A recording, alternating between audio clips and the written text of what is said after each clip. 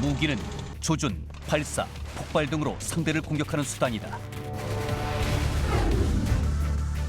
그런데 최근 세계 곳곳에서 무기를 쏘지 않는 전쟁이 치열하게 벌어지고 있다. 소리 없는 무기의 전쟁, 바로 방위산업 수출 전쟁이다. 이 전쟁은 그동안 미국, 러시아, 이탈리아, 프랑스 등 전통적인 기술 강국들이 세계 시장을 장악하며 다른 국가들의 추격을 따돌리는 형세로 진행돼 왔다.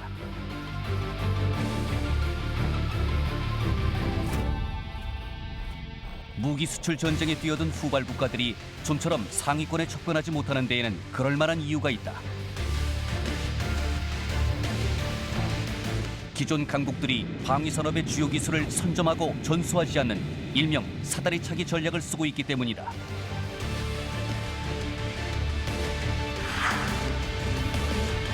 더구나 무기를 많이 사던 큰손들은 세계 경기가 악화되며 지갑을 닫고 있으며 중동, 남미 등 새로운 시장을 개척하는 것도 결코 만만치 않다. 하지만 결코 포기할 수도 없는 전쟁이다. 방위산업 수출 시장의 강자로 서지 못하면 방위산업 유지 자체가 힘들기 때문이다. 세계 무기 수출 시장 10위권에 안정적으로 진입하여 방위산업의 미래 활력을 개척할 지혜는 과연 무엇인가? 우리 방산의 체질 점검부터 실현 가능한 대안까지 함께 모색해본다.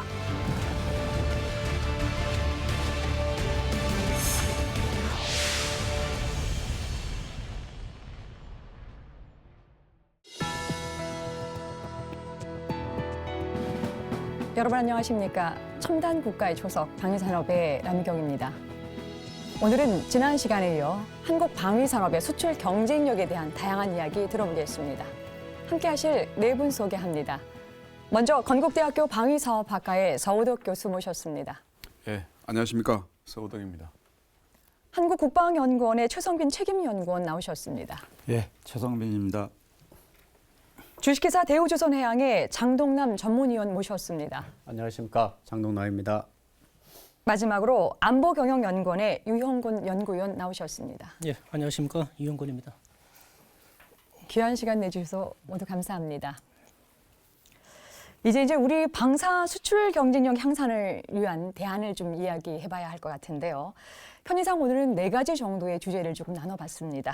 각 주제에 대해서 한 분씩 의견 주셔도 좋고 또 다양하게 의견 있으신 대로 이렇게 종합적인 토론이 좀 이루어지기를 기대하겠습니다.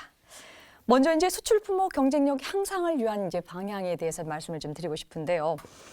현재 우리가 이제 지난 시간에 이 한국 방위 산업의 수출 상황을 좀 점검해 보다 보니까요.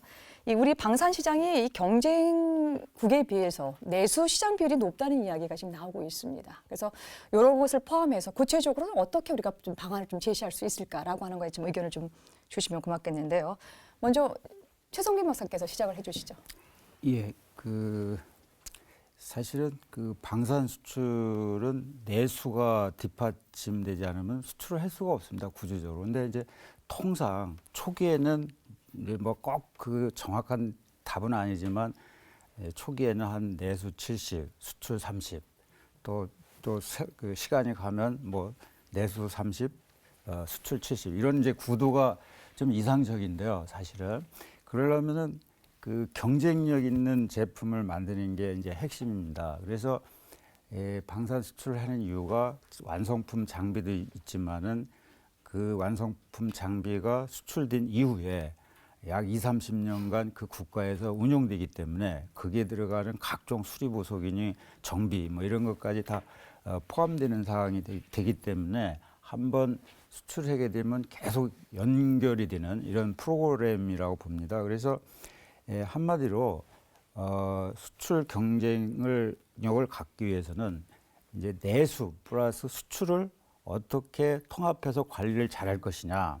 그런데 근본적으로는 장비도 잘 만들어야 되지만은 장비를 잘 만드는데 우리 국내에서 쓰는 장비를 그대로 수출하는 경우도 있지만은 대부분의 경우는 상대국에서 자기 특성에 맞게 개조를 해달라고 그럽니다.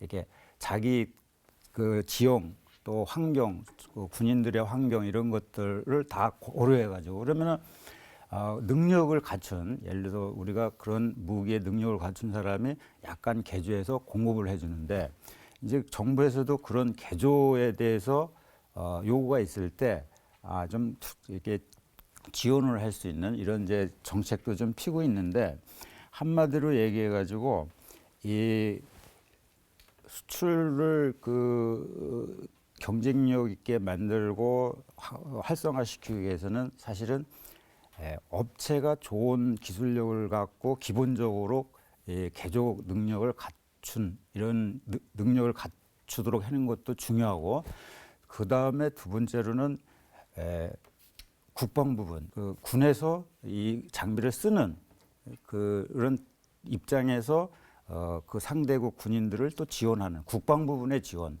또 한편으로는 정부 차원에서 외교적으로 또 이렇게 지원하는 부분이 있습니다. 그래서 이 삼박자가 업체, 국방, 정부가 그 같이 협력해서 나가야지 그 제품을 수출할 수가 있다고 봅니다. 그래서 이것은 우리 내에서의 그 군사력 기반도 되기 때문에 이 수출을 잘 하게 되면은 우리 군사력도 발전시키는 이런 두 가지 목표를 달성하기 때문에 제가 볼 때는 이 삼박자가 다 이렇게 통합해서 일을 할 때 제대로 된 수출이 되지 않을까 이렇게 봅니다. 유영근 목사님은 어떻게 보십니까?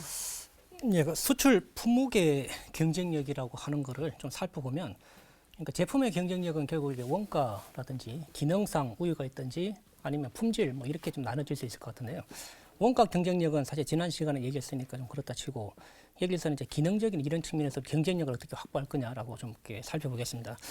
뭐 일반적으로 그 민수 분야 같은 경우는 어차피 시장에서 팔릴 수 있는 그런 걸 제품을 개발해야 되기 때문에 가장 기본적으로 제품 개발하기 전에 어떤 제품이 팔릴 건가, 고객이 요구하는 그런 기능이나 요구 수준이라는 거 어느 정도 되는지 이런 부분에 대한 조사를 하고 제품 개발을 착수를 하게 되는데 우리 그 무기 체계 같은 경우는 어차피 그 우리 군이 요구하는 뭐 그 요구 성능을 하다 보니까 사실은 글로벌 시장에서 요구하는 기능이라든지 그 성능이라든지 이런 부분하고 좀 안 맞는 경우가 생길 수가 있습니다.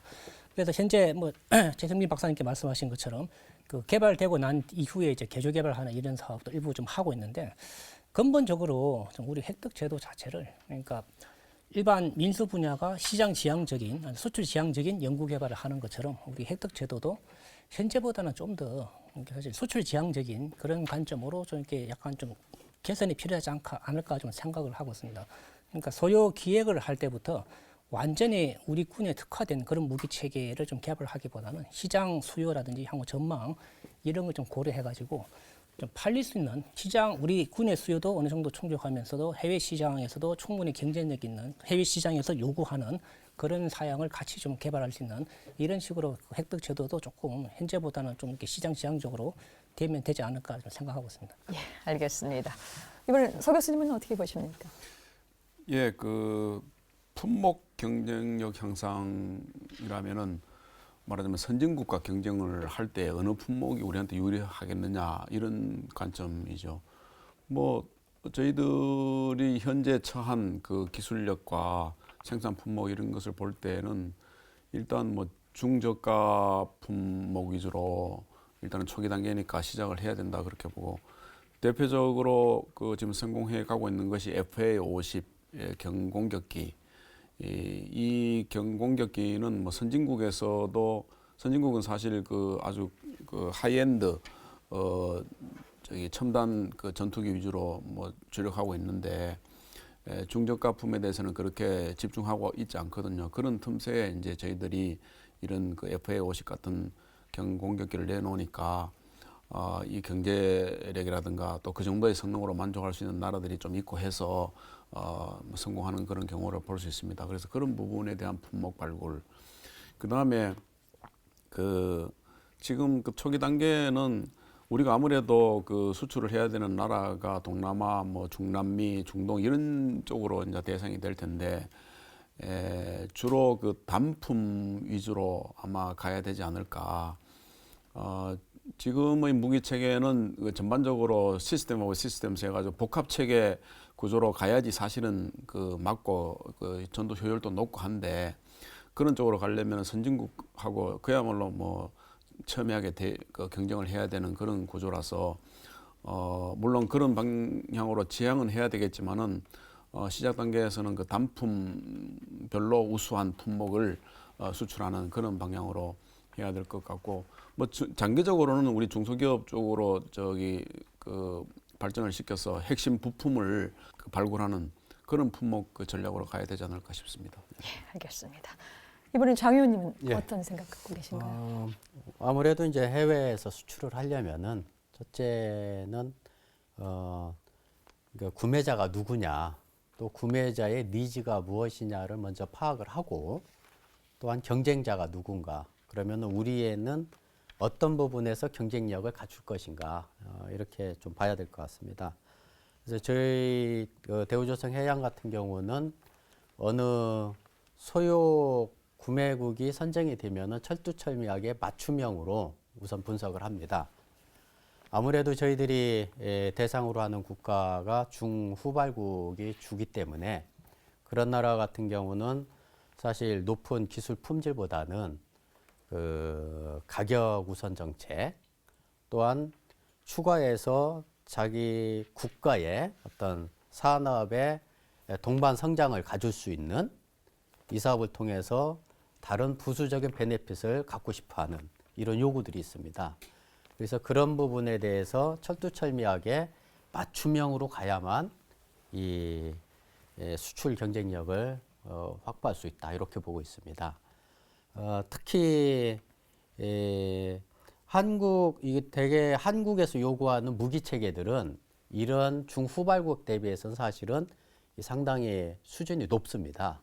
그러면은 그것은 당연히 이제 가격이 높기 때문에 가격 경쟁력을 갖기는 힘들고 앞에서 이제 두 분이 말씀하셨지만은 그 나라의 철두철미하게 맞춤형으로 가기 위해서는 한국 무기 체계 기존에 개발했던 것을 기반으로 해서 요거를 좀 더 개량하고 개조하고 좀 더 어떤 부분에 이 소유군에 맞춰서 우리가 접목을 시켜줄 것이냐 이런 부분이 사실 상세하게 분석을 하다 보면은 그렇게 어려운 부분이 아니고 조그만 이제 개량, 개선 투자만으로도 상대를 만족시킬 수 있는 부분들이 대다수입니다. 그래서 이런 식으로 철두철미하게 맞춤형으로 분석할 필요성이 있다. 그래서 이제 이 수출업체의 입장은 사실은 정부에서 많이 도움을 해줍니다. 지원을 해주지만은 당사자는 수출업체입니다. 그래서 우선은 수출업체가 노력이 우선돼야 된다. 그때는 자기가 경험했던 그런 무기 체계를 기반으로 해외 선주한테 어떻게 맞춤형으로 맞춰줄 것이냐. 이 부분은 우선 업체별로 노력이 우선돼야 된다. 이것을 좀 말씀드리고 싶습니다. 예, 알겠습니다. 근데 이제 이 문제와 관련해서요. 그 이스라엘을 가장 또 대표적으로 또 이게 손을 꼽고 있는데 이스라엘이 방산 강국이면서도요. 수출이 전체 한 70% 이상이 지금 넘고 있거든요. 근데 그게 핵심적인 부분이 기업이 주도를 해서 이런 결과를 지금 나타내고 있는데요. 물론 이제 이스라엘과 우리 한국 상황이 그렇게 뭐 같진 않습니다. 바로 뭐 적용할 수는 없을 테지만 그래도 이제 우리가 방산 수출을 좀 더 늘려보자라고 하는 이제 그런 의지를 지금 갖고 있다라고 한다면 우리 방산도 체질적으로 지금 어떤 이 기업이 조금 주도해서 나가야 되는 건 아닌가라는 부분들을 조심스럽게 지금 타진을 해보는데요. 이 부분에 대해서 오늘 나오신 네 분의 패널들은 어떤 의견을 갖고 계는지 또 이야기를 좀 듣겠습니다. 먼저 유 박사님께서 좀 시작을 해주시죠. 예, 뭐 어떤 산업이든지 사실 그 초기 정부가 어느 정도 상당 부분 개입을 하고 이제 산업이 발전되면 기업이 주도하는 형태 이렇게 가는 게 사실 일반적인데 문제는 방위 산업이 이렇게 정부 주도 산업에서 기업 주도 산업으로 갈 수 있을 만큼 충분히 성숙됐는지 아니면 우리 기업의 경쟁력이 갖춰졌는지 이런 부분 한번 살펴볼 필요가 있을 것 같습니다.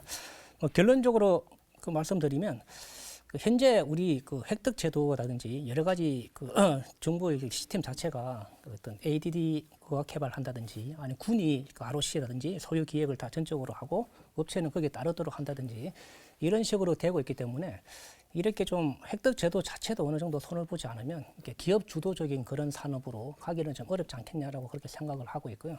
그래서 만약에 좀 더 현재보다도 기업의 좀 참여 여지가 좀 더 넓어진다라고 하면 예를 들어서 기업이 소유 기획을 할 때부터 기업도 같이 참여해가지고 우리나라 어떤 기업 수준이라든지 아니면 해외 시장에 좀 같이 맞춰가지고 소유를 기획을 하고 나중에 정 필요하다면 그 실제 어느 정도 초기 모델을 개발하고 난 뒤에 계속 우리 군이 요구하는 수준대로 별도로 계속 개량 개발해가지고 성능을 충족하면서도 초기 개발된 모델을 가지고 시장에 계속 나가도록 한다든지 이런 식으로 좀 하면 현재보다는 좀 더 기업 주도로 가지 않을까 좀 생각하고 있습니다.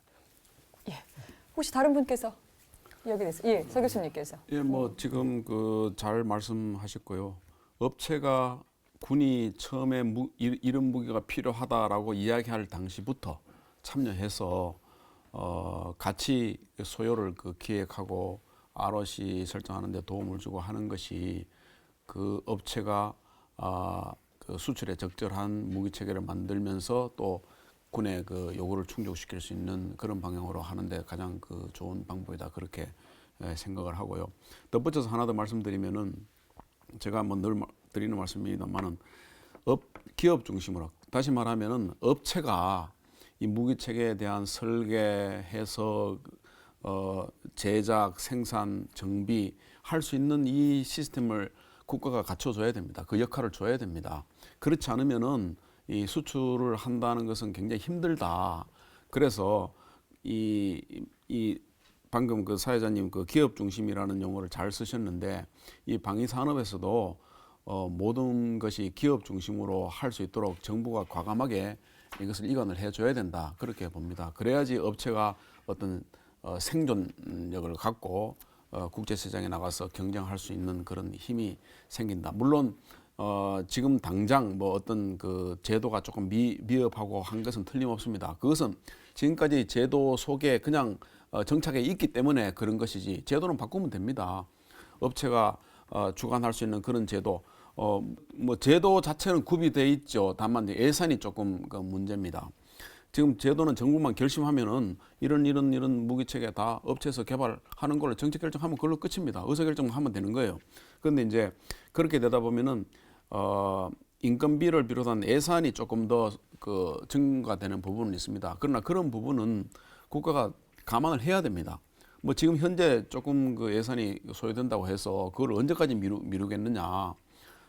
그런 측면에서 과감하게 결단을 할 필요가 있다 그렇게 생각합니다. 예. 이 의견에 장 의원님, 지금 이제 서 교수님께서는 이제 정부에서 예. 과감하게 제도 개선하고 예산 좀 더 편성해 주자라고 예. 하는 말씀 주시는데 기업 입장에서는 어떤 상황입니까 지금? 지금 이스라엘을 모범 사례로 이렇게 들었었는데 좀 경험을 좀 말씀드리겠습니다. 한 2, 3년 전에 이스라엘의 그 함정 사업이 있었습니다. 여기에 이제 대우조선 해양에서도 관심을 갖고 여러 차례 방문했고 이스라엘 국방부 해군하고도 이 사업 추진 방안에 대해서 여러 차례 논의를 했는데 상당히 놀랍게 느꼈던 부분들이 뭐냐라는 걸 좀 말씀을 드리면은 당연히 이제 함정 플랫폼은 조선소가 저희들이 제안을 하지만은 핵심 체계인 전투 체계, 무기 체계 이 부분들이 사실은 부가가치가 높습니다. 근데 전 세계적으로 보면 그 부분에는 미국, 특히 유럽이 아주 선두 주자들입니다. 기술력도 상당히 높고 상대적으로 가격도 그렇게 워낙 기술력이 뛰어나다 보니까 그렇게 높지도 않고. 근데 이스라엘이라는 나라는 이 전투체계, 무기체계 그 업체가 아주 그 경험도 많지 않고 하다 보니까 상대적으로 가격은 상당히 높고 기술력이 유럽이나 서방에서 높지도 않은데 그 자체로 보면 획득 비용이 상당히 높습니다. 그럼에도 불구하고 이스라엘 국방부와 해군은 아예 협상 단계에서부터 이 그 자국산 채택을 우선으로 협상을 시작을 합니다. 아예 바탕에 깔고. 그 얘기는 전반적으로 그 전반적인 이제 정부가 어떤 노력을 하느냐, 업체한테 전폭적인 지원을 주되 정부에서는 이 자국 업체들이 참여할 수 있는 폭을 최대한 확대를 시켜준다. 그 부분이 아주 놀라웠습니다. 말 그대로 어떻게 보면은 정책적이든 제도적이든 어떤 그 자국 업체에 대한 어떤 인센티브다 또는 뭐 여러 가지 혜택이다 이런 것들을 아예 그 사람들은 머릿속에 없습니다. 이것이 국가적으로 이득이냐 아니냐 철두철하게 그 부분만 봅니다. 말 그대로 어떤 그 업체가 비리만 발생하지 않는다면은 국가적이든 정책적이든 제도적이든 전폭적인 지원을 한다. 이런 베이스를 아예 마인드에 깔고 시작을 합니다. 그런 측면에서 볼 때는 현재 해외 수출하는데 이 정부에서 많이 지원을 해주고 있습니다. 그렇지만은 세부적으로 아이템 바이 아이템으로 정부 지원 요소로 끌어들이려고 노력을 하다 보면은 아직까지도 여러 가지 제도와 규정에 의해서 실질적으로 실무선에서는 상당한 장벽이 아직까지도 많습니다. 그런 장벽이 혹시 실무선에서 수용함으로 인해서 이것이 그 업체에 대한 어떤 그 좀 비호하는 어떤 그런 것으로 잘못 이게 전개될까봐 상당히 실무자들은 꺼려하고, 근데 이스라엘 같은 경우는 모든 것을 무시하고 이것이 국가적으로 이득이 아니냐 이런 차원에서만 접근을 하고 이 전폭적으로 자국 업체를 이렇게 지원하는 것을 보면서 어떤 첫째 이런 그 마인드부터 조금 한국에서도 생각을 해야 이것이 첫 출발이 아닐까 이런 생각을 많이 느꼈었습니다. 예, 말씀 잘 들었습니다. 여러분께서는 지금 첨단 국가의 초석 방위산업을 시청하고 계십니다. 반도체부터 LNG 운반선까지 다양한 상품으로 세계 시장을 석권하고 있는 무역 강국 대한민국. 민간 분야에 비해 출발은 늦었지만 방위산업 수출 역시 무서운 성장세를 보이고 있다. 우리 방산 수출의 대표적인 전략은 고부가 가치 상품을 공략하는 것. 국내 기술로 개발한 초음속 고등 훈련기 T-50을 한 대 수출할 경우 중형차 1150대를 수출한 것과 맞먹는 효과이고, 209급 잠수함 한 척을 수출하면 무려 중형차 18,600대를 수출한 것과 비슷한 경제적 이득을 얻을 수 있는 것이다. 이렇게 중요한 가치를 가지고 있는 방산 수출이 최근 들어 큰 성장세를 보이고 있다.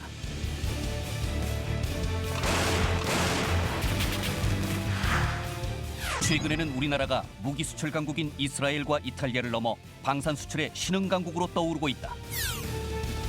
미국 의회 조사국에 따르면 우리나라 무기 수출액은 2010년 전까지는 10위권 밖이었지만 2011년부터 2014년까지 54억 달러의 수출 계약을 체결하며 8위권에 진입했다.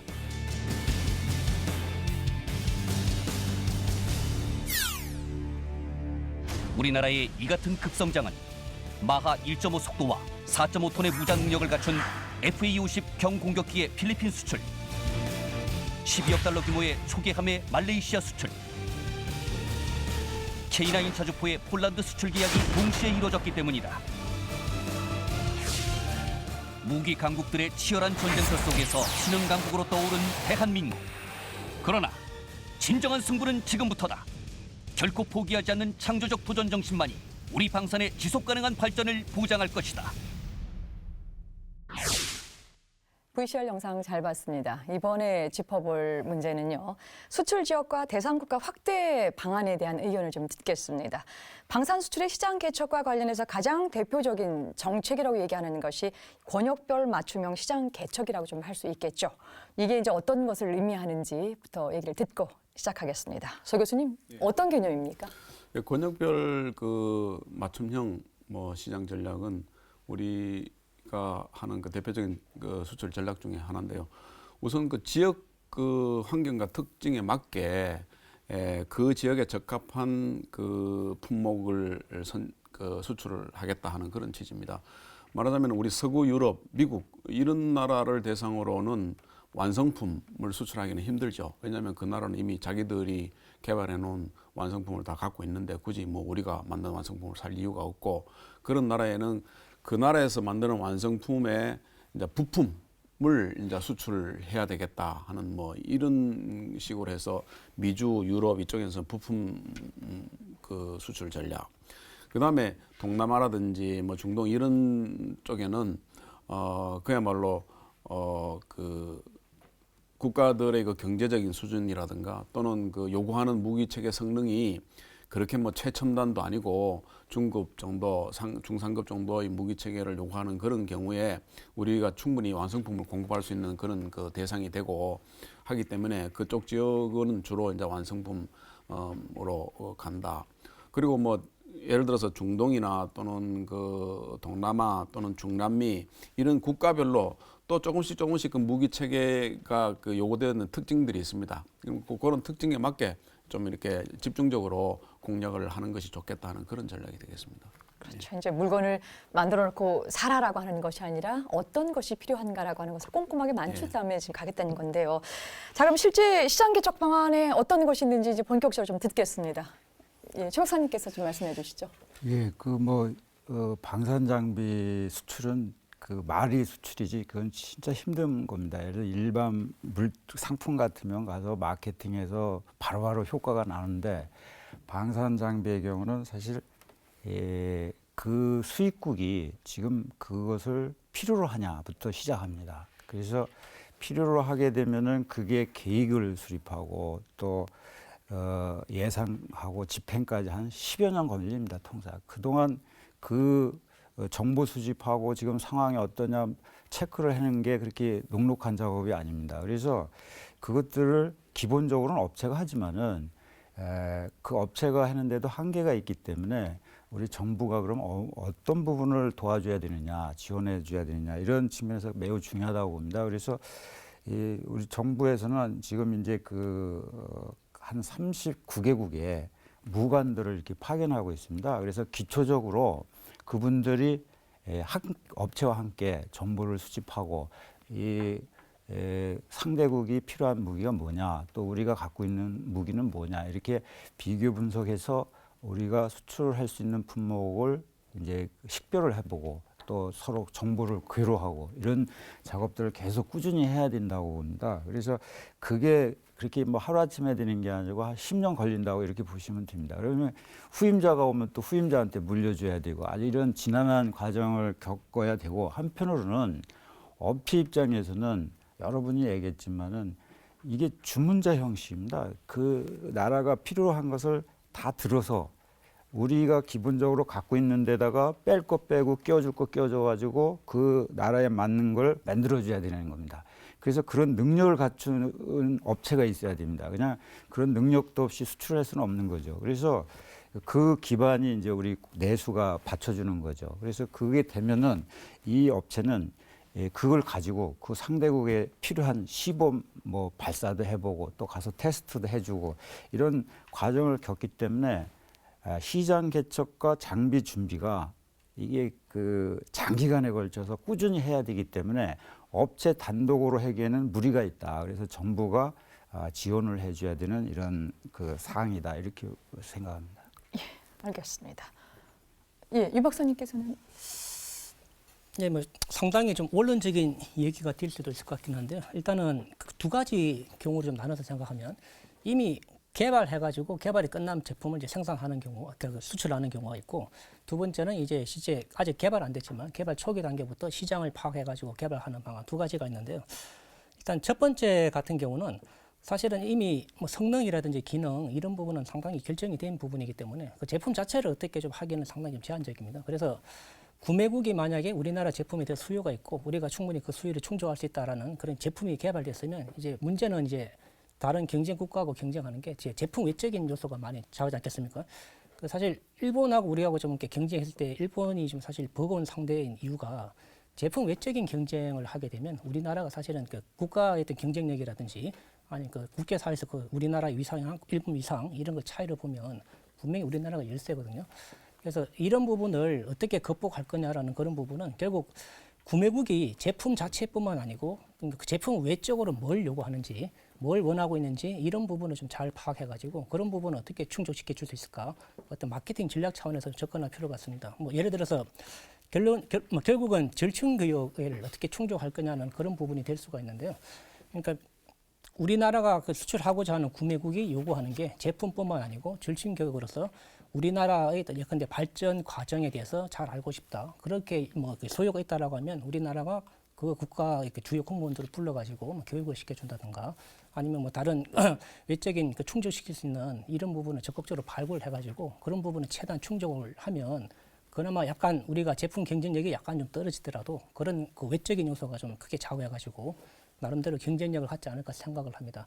그리고 그 두 번째는 아까 말씀드린 것처럼 어차피 내수 목적으로만 개발을 하고 개발된 제품을 이제 개조 개발해서 수출하는 이 방식은 어차피 좀 이렇게 어떻게 약간 미미한 조정이라든지 미미한 개발은 뭐 변경은 가능한데 근본적으로 사실 그 구매국이 요구하는 거 완전히 스펙 자체가 달라지는 완전히 재개발해야 되는 이런 수준은 될 수도 있거든요. 그렇게 되면 사실은 수출 자체가 어려워지는 거죠. 그러니까 아예 말씀드린 것처럼 이게 그 획득 제도 자체도 막 계속 뭐 강조하지만 이게 현재보다는 좀 더 수출 지향적으로 좀 가면 좋지 않을까 생각하고 있습니다. 곳곳에서 지금 이제 수출 지향적인 걸로 방향을 전환해야지만이 가능할 것이라는 말씀을 이제 주시는데요. 근데 이와 비슷한 얘기가 이제 되겠습니다만은 이 정부가 이제 방산 기업의 수출 마케팅을 어떻게 지원해 줬으면 좋겠는가라고 하는 부분도 이제 방산업체 측에서는 굉장히 좀 중요하죠. 그래서 장 의원님은 어느 부분에서 특별하게 지금 요청이 좀 있습니까? 사실 저희 대우조선해양같이 이런 대기업 같은 경우에는 뭐 조직도 있고 인력도 있고 하기 때문에 사실 자체적인 어떤 수출 마케팅 능력도 있고 주도적으로 해나가고 정부 측의 지원만 요청하는 이런 체제로도 사실은 가능합니다. 그렇지만은 이 중소기업 같은 경우는 사실 전적으로 정부가 주도적으로 이끌어주지 않으면은 사실 힘듭니다. 첫째, 수출 시장 정보부터 어디에서 받을지 모르고 하기 때문에 정보 제공 또한 이제 외국에서 이전 업체를 알리기 위해서 제품을 알리기 위해서 이제 전시회 같은데 홍보를 한다면은 이전 한국관으로 공동 부스를 정부 측에서 마련해 준다거나 또는 이전 통합 홍보물을 제작 배포를 대신 해준다거나 상당한 많은 이제 지원이 필요할 것입니다. 그렇지만 저희 대기업 같은 경우는 이제 개별 무기 체계를 당연히 이제 주도적으로 하지만은 어떻게 보면은 이 사업이라는 것은 그 사업의 단일 범주에만 국한하지 말고 그 사업을 어떻게 하면은 규모를 키우고 지속성을 유지할 것인가 이런 측면도 상당히 고민을 많이 해야 됩니다. 대우조선해양 같은 경우는 2010년도부터 지금 사업을 여러 곳에 추진을 하고 있는데 그동안에는 이제 개별 함정 계약 범주로만 했었지만은 이제는 그것을 수상함, 잠수함 또는 그 상대국의 어떤 조선업 개발하고자 하는 욕구까지 이거를 국가별 패키지 사업으로 발전시켜서 이 사업 규모를 아예 키워나가고 또한 그 나라의 지속 이제 함께 협력할 수 있는 지속성을 유지시키는 쪽으로 사실은 지금 많은 사업 개발을 지금 노력을 하고 있습니다. 근데 또 하나는 이렇게 사업 규모가 커지다 보면은 당연히 상대국에서는 반대급부를 요구할 수밖에 없습니다. 근데 가장 이제 첫 번째는 이제 절충조약 또는 이제 서로 카운터 트레이드를 요구를 하고 이런 것들이 많이 이제 당연히 이제 상대국에서 요구하는데 이거는 사실 이 한 개 업체가 대응하기는 현실적으로 저희들이 불가능한 위치에 있습니다. 결국 사업은 크면 클수록 상대국의 요구사항을 받아들일 수 없기 때문에 어떤 대응무역, 절충조약 또 한편으로는 방산에 국한하지 않고 비방산하고 연계시켜서 양 국가 간의 어떤 교역을 서로 증진시키는 이런 방향으로 정부가 어떤 법령이나 제도 이런 부분들을 좀 더 보완해 주시기를 좀 부탁드리고 싶습니다. 알겠습니다. 이제 마케팅 지원 분야에 관련돼서 좀 한 가지 더 여쭙겠는데요. 그 DQ 마크 인증 제도가 있죠, 유 박사님. 예. 이게 이제 우리 프로그램에서는 한 번도 소개된 적이 없거든요. 이제 간단한 이제 소개 부탁드리겠습니다. DQ라는 게 디펜스 퀄리티, 그러니까 국방 품질이라고 볼 수가 있는데요. 그러니까 어차피 우리가 개발한 제품의 어떤 품질을 사실은 중소기업이 개발한 제품 같은 경우는 특히 이게 해외에서 볼 때 과연 이게 충분히 신뢰성이 있는지 이런 부분에 대한 의문시가 되기 때문에 정부가 나서가지고 우리나라 중소기업이 개발된 제품의 어떤 신뢰성을 보장하는 그렇게 함으로써 이게 수출을 촉진하는 이런 식으로 좀 하고 있습니다. 그래서 DQ 마크 인정을 받게 되면 정부가 절충교육 협상 방안에 우선적으로 한다든지 뭐 해외 전시회 나갈 때 뭐 지원한다든지 아니면 무슨 뭐 카탈로그 만들 때 그때 사실 그 우선적으로 포함을 시키다든지 해가지고 그 직접적인 지원을 하고 있고요. 간접적으로는 아마 이렇게 우리나라 정부가 그 나름대로 품질을 보장한 제품이기 때문에 우리나라 그 해외에서 볼 때도 상당히 그래도 좀 그 아닌 것에 비해서는 상당히 좀 우호적으로 보지 않을까 이렇게 좀 생각을 하고 있습니다. 근데 문제는 이게 2011년도에 시작이 됐는데 아직까지 이게 시작된 지가 얼마 안 되다 보니까 이게 DQ 마크를 인정받아 가지고 수출을 한 실적은 거의 없는 걸로 좀 알고 있고요. 물론 시간이 더 지나면 뭐 그 상당히 많이 생길 수가 있는데 그리고 이게 인정받는 데까지 걸리는 시간이 현재 보니까 6개월 정도 최대 소요가 되더라고요. 그리고 이게 인정을 받기 위해서는 여러 가지 복잡한 절차를 좀 거치다 보니까 업체 입장에서 좀 부담이 되는 이런 측면도 있고 그래서 다행히 최근에 이제 방위사업청에서도 그 인정 절차를 좀 간소화하고 인정하는 데 소요되는 기간 동안 4개월 정도로 줄이는 걸로 지금 하고 있습니다. 근데 뭐 저 개인적으로는 이게 원래 중소기업 전담으로 시작됐다가 이제 중견기업까지 포함을 시키고 있고 현재 제도 개선 계획을 보니까 이제 대기업도 포함을 하도록 지금 하고 있더라고요. 저는 원래부터 어차피 우리나라 방산 대기업도 해외 나가면 사실 중소기업의 거의 수준밖에 안 되기 때문에 굳이 그 중소기업만을 해야 되냐라고 생각은 하고 있었거든요. 어차피 이게 수출 촉진이라는 목적을 하기 때문에 우리나라 수출을 늘리기 위해서는 뭐 중소기업 제품뿐만 아니고 예컨대 뭐 KT1이나 TOC, 뭐 K9 자주포 이런 것도 우리가 얼마든지 서로 그 품질이 인정됐으면 DQ 마크를 줄 수도 있지 않겠습니까? 그런 부분을 볼 때 그동안에 사실 지금 수출을 늘리는 효과는 좀 약간 미흡하지 않았냐 생각을 하는데 다행히 이번에 뭐 그 대기업 제품도 사실 포함시키는 걸로 되다 보니까 앞으로는 현재보다는 좀 더 많이 수출하는 데 좀 도움이 되지 않을까 생각하고 있습니다. 예.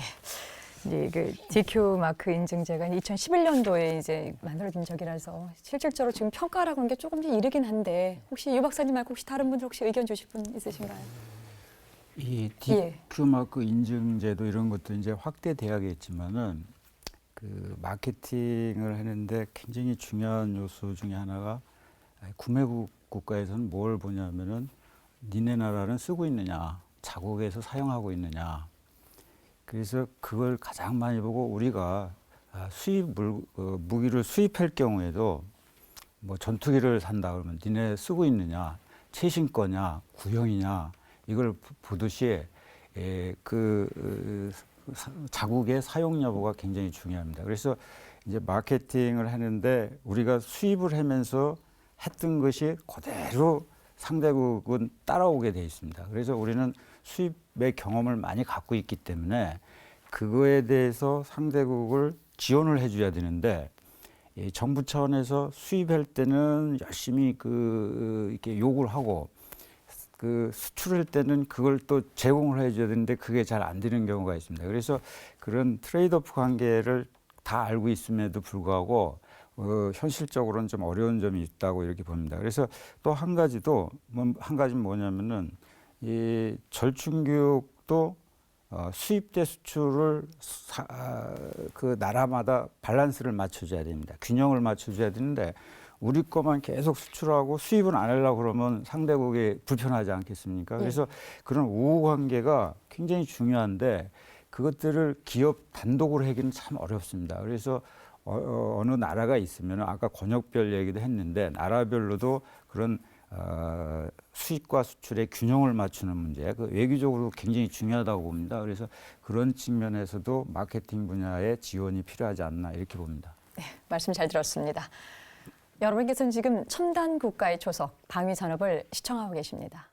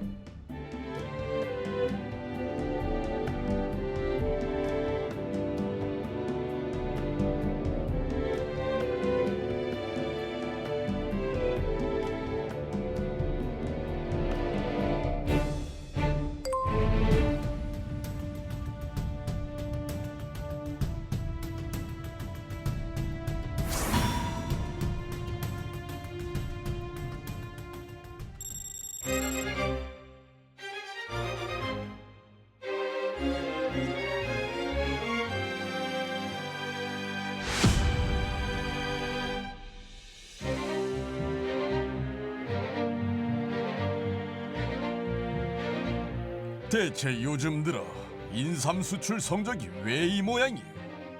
우리 인삼이라면 깜빡 죽던 일본인들이 왜 갑자기 수입량을 줄였냐 이 말이요. 어디 원인부터 들어봅시다. 아뢰옵기 황송하오나 전하, 조선의 인삼을 수입하다 국고가 줄어드는 것을 염려한 일본국이 자국 생산을 독려하고 있는 것으로 와옵니다. 게다가 삼이란 본시 물기를 많이 품은 물건이라 일본국까지 싣고 가는 중에 상해버리는 경우도 많사옵니다. 그래서요. 그래서 이제 어쩌면 좋겠습니까? 상대가 사지 않으니 우리도 그만 팔까요? 이대로 수출이 줄어들면 그 피해는 고스란히 산삼 캐고 장내삼 기르는 백성에게 전해질 텐데 보고만 계실 겁니까? 다음 어전 회의까지 모두들 대책을 마련해 오세요. 아시겠습니까?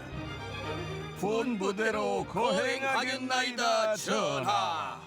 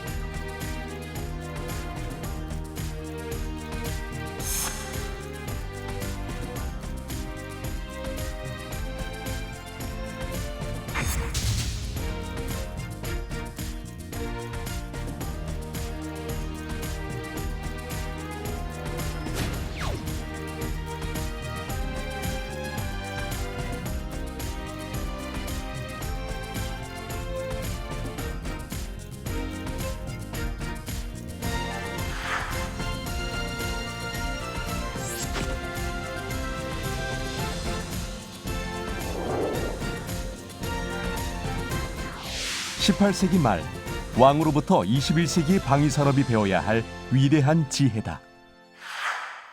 네, 영상 잘 봤습니다. 이번에 짚어볼 문제는 방산 수출을 지원할 전담 조직은 잘 갖춰져 있는가라고 하는 것인데요. 현재 방산 수출을 지원하는 전담 조직에는 어떤 기관이 있는지, 그리고 지금 수준이 적정하다고 생각한다고 한다면 혹시 참고할 만한 외국의 선진 사례는 어떤 것이 있는지라고 하는 부분들을 조금 종합적으로 좀 말씀을 좀 부탁을 좀 드리겠습니다. 먼저 유영곤 박사님께서. 예. 이제 뭐 방산 수출 지원하는 뭐 전담 조직은 크게 3개 정도, 3개 기관 정도 들 수 있을 것 같습니다. 가장 대표적인 게 이제 코트라 밑에 이제 방산물자 교육 지원 센터라고 영어로 코디츠라고 하는 기관이 있는데요. 잘 아시는 대로 이 기관은 2009년도에 저희가 T50을 아랍에미리트 연합에 좀 그 수출하려고 했는데 그 산업협력이라는 절충 교육을 요구를 충족을 못하다 보니까 그것 때문에 저희가 사실 그 고배를 마셔가지고 범부처적으로 이게 좀 이렇게 협력을 하기 위한 그런 목적으로 설립이 됐습니다. 이제 산업부하고 국방부 방위사업청 아니면 무역보험공사 이렇게 계신 분들이 파견 나와가지고 사실 그 일을 하고 계신데 주로 하는 역할이 이제 수출 절충 교육에 대한 그 특히 민수 분야에 대한 그런 부분 협상 방안을 마련한다든지 아니면 G2G 계약, 정부 대 정부 계약을 사실은 이렇게 한다든지 아니면 이제 수출 상담의 개최나 해외 입찰 정보 제공 이런 역할을 좀 하고 있고요. 그리고 우리 국방 내부적으로 보면 이제 한국방위산업진흥회가 그 수출 촉진하기 위해서 여러 가지 활동을 하고 있는데, 그런데 해외 전시회 참가를 지원한다든지, 해외 뭐 여러 가지 시장 정보 이런 걸 뭐 입수해가지고 제공한다든지 하고 있습니다. 그리고 기품원에서도 마지막에 기품원에서도 뭐 세계 방산 시장 분석을 해서 이렇게 정보를 제공한다든지, 뭐 앞으로는 이제 해외 입찰 정보까지 뭐 입수해가지고 제공하는 이런 역할은 하고 있는데, 그래서 현재 어느 정도까지는 이게 정보 제공이라든지 행정적인 지원 이런 부분은 어느 정도까지 할 수 있는 기반은 마련돼 있다고 생각되거든요. 그런데 해외 같은 경우하고 좀 비교를 해보면 뭐 가장 대표적인 게 영국의 방위보안청이라고 하는 DSO라는 그런 기관이 있고, 뭐 이스라엘 같은 경우는 잘 아시는 대로 시베트라는 그런 기관이 있는데, 이런 기관은 뭐 저희 보기에는 정보 제공 역할에 그치지 않고 어떻게 보면 맞춤형 수출 전략을 수립할 수 있는 그런 것까지 하는 이런 역할로 좀 알고 있습니다.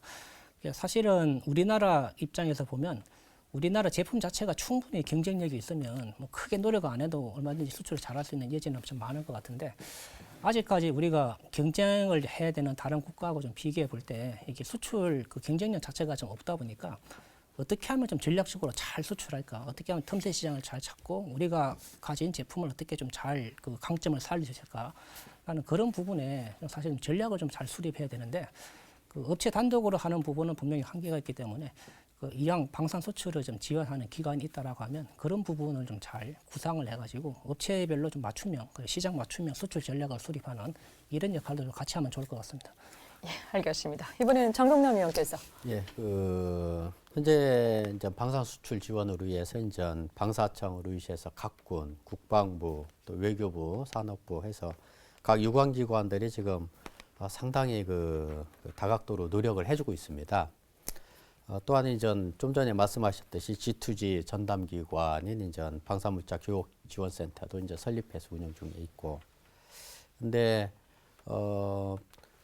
이 그동안의 해외 수출 시장에서 이제 선도자로 아직까지도 이제 해오고 있는 이제 서방 국가들을 이렇게 비교를 해보면은 아직까지는 한국이 선진국 대비해서 어떤 사전 대응보다는 사후 대응 이런 어떤 행정협조 이런 쪽에 좀 더 아직까지는 가깝다라고 사실은 좀 느끼고 있습니다. 그래서 각 기관이 좀 더 유기적으로 어떤 조직 체계를 좀 더 보완을 해서 어떤 수출의 단일 창구가 좀 됐으면 더 좋겠다.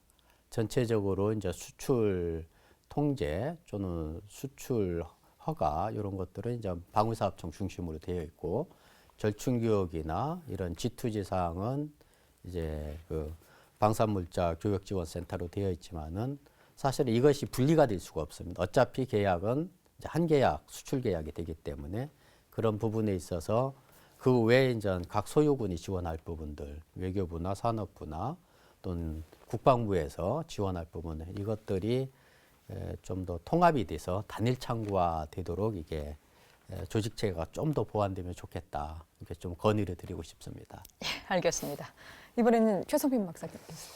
예, 그 장 의원 말씀하셨는데 사실은 그 약하게 말씀하셨는데 이 조직이 다 분산되어 있습니다. 그래서 그 수출과 아까도 잠깐 말씀드렸듯이 교역은 수출과 수입의 그 문제를 같이 다뤄야 되는데 수출만 다루고 수입은 또 따로 다루고 이렇게 이제 불균형을 가지고 있습니다. 그래서 정부 차원에서 그건 통합을 해야 되고, 분산된 조직은 괜히 그 여러 조직 파견 받아가지고 이 왔다 갔다 이렇게 해가지고는 그 조직이 활성화되기가 힘들다고 저는 봅니다. 그래서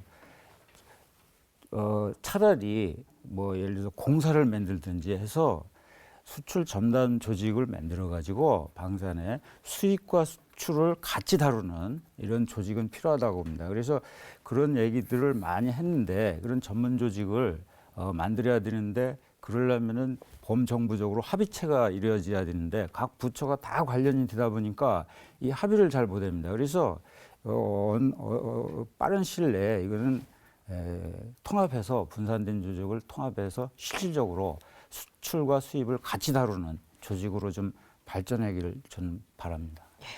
방산 수출 관련 전문 인력 양성도 중요한 과제로 좀 떠오르고 있는데요. 이 문제는 이제 방위사업학과에 이제 몸담고 계신 우리 서우덕 교수님께 좀 여쭙겠습니다. 실제 관련 교육이 실시되고 있죠. 주로 예. 이제 어떤 교육이 이루어지고 있고 또 이들이 나와서 이후에 이 방위산업에 관련된 어떤 역할을 좀 하고 있나요? 예, 그 저희 학교 그 방위사업학과에서는 석박사 과정이기 때문에 뭐 수출 관련 그 전문 교육 이런 교육은 실시하지 않고 있습니다. 그런데 이제 학위 과정 이외에 그 방위사업 전문가 교육 과정을 단기 과정으로 운영하고 있는 부분이 있습니다. 뭐 계약 관리 과정이라든가 사업 관리 과정, 원가 관리 과정 이런 부분인데 이 수출 분야의 경우에는 방위사업청에서 매년 그 수출 전문 교육 프로그램을 운영하고 있습니다. 그래서 방위사업청에서 운영하는 그 교육 프로그램을 저희 학교에서 위탁을 받아서 하고 있습니다. 올해 같은 경우에 전반기, 후반기 그 두 해로 나누어서 한 번 할 때마다 약 한 3, 4일 정도 집중적으로 그 교육을 하는데 그 공무원, 관계 공무원들이나 또는 방산업체 직원들 뭐 이런 분들이 약 그 20-30명씩 그 교육을 받습니다. 여기에는 뭐 각종 그 정부의 수출 전략이라든가 실태 여러 가지 그 지역적 특색과 전략 뭐 이런 다양한 수출에 관련된 그 부분을 전문적으로 교육하고 있고요.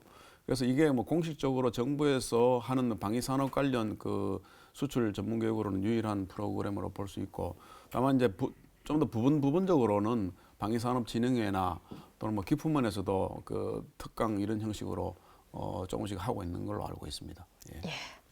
오늘 토론은 서서히 정리할 때가 왔습니다. 방위산업 수출에 대한 많은 이야기를 나눈 것 같지만요. 그래도 자세히 다루지 못한 내용이 또 있습니다. 특히 정부와 업체 간의 적절한 이 소통 방안이라고 하는 것이 수출 이후에 더 중요하게 이 한국 방위산업 발전에 큰 영향을 좀 미칠 거라 생각을 하는데요. 이 문제를 포함해서 한국 방위산업의 수출 경쟁력을 강화시키고 또 체질을 강화시키기 위해서 마지막 우리 시청자들에게 당부의 말씀을 좀 모아서 우리 그 최성균 연구위원께서 조금 해주시죠. 예, 이 방산 수출을 한다는 것은 그 우리 방위산업을 경쟁력이 있냐 없냐 이거의 하나의 척도입니다. 다시 말하면 경쟁력이 없으면 수출도 못하고 내수도 없습니다, 사실은. 그래서 방산 수출은 하나의 그 우리 그 방산 경쟁력의 지표인데 이것이 그 세계화가 되고 경쟁력을 갖추기 위해서는 어떻게 해야 되느냐? 내수 위주와 수출을 같이 관리할 때가 최고 좋고, 그 다음에 그것을 어떻게 업체와 정부가 같이 일을 하느냐, 이게 이제 관건입니다. 그래서 이 통상 업체도 그 방산 그 내수뿐만 아니라 수출을 해서 방산 제품을 잘 만들어야 되고, 정부는 그것을 꾸준히 이렇게 일회성이나 또는 뭐 이렇게 깎고 이렇게 해가지고 이 일을 못하게 하는, 이렇게 하지 않고 적정하게 투자할 수 있는 이런 체제를 마련해 줘야 되고, 이랬을 때 방산 기반이 유지가 되고, 또 이것은 방산 기반을 유지하는 것은 세계 각국이 국가 안보의 핵심 사항이기 때문에 이걸 유지합니다. 그래서 한마디로 이 방산 수출은 그 우리 방산 기반의 기초다, 이렇게 보시면 될 것 같습니다. 그래서 수출을 권장하되 대신에 수출을 할 수 있으려면은 국산 장비가 많이 나와야 됩니다. 사실 국산화된 장비가 안 나왔을 때는 수출도 뭐 없죠. 그래서 연구개발을 좀 더 활성화시켜서 이제 그 군도 필요하고 또 수출도 하는 이런 체제가 빨리 복원되길 저는 바랍니다. 네, 오늘 네 분 말씀 정말 감사합니다. 첨단 국가의 초석 방위산업. 오늘까지 무려 4시간에 걸쳐서 한국 방위산업의 수출 경쟁력 강화 방안에 대해서 이야기 나눠봤습니다. 미처 다루지 못한 부분이나 좀 더 짚고 가야 될 부분에 대해서는 다음 기회에 마련해서 좀 더 이어가겠습니다. 끝까지 시청해 주셔서 고맙습니다. 안녕히 계십시오.